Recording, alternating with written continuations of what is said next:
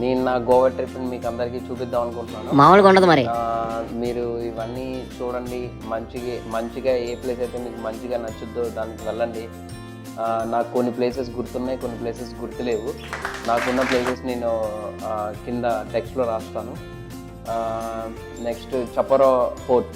మీరు సన్సెట్కి చపరో ఫోర్ట్కి వెళ్ళారు అంటే చాలా బాగుంటుంది, don't miss it.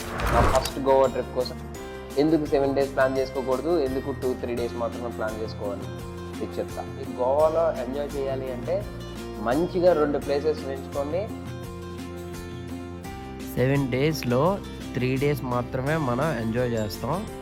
Alternate days rest తీసుకోవాల్సి వస్తుంది. So 3 days plan is the best. Old Goa church అంటారు.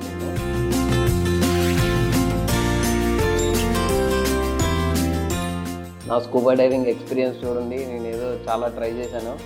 వాళ్ళు ఫిష్ ఫుడ్ వేస్తారు, ఫిష్ ఫుడ్ వేసి మన ముందు చేపలు తిరిగేటట్లు అట్లా చేస్తారనమాట.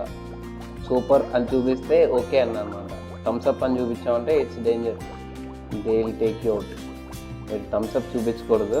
మనం ఫ్లోలో ఓకే ఓకే అనడానికి థమ్స్అప్ చూపిస్తాం ఎక్కువ, కానీ అక్కడ okay is not Thums Up, okay is super.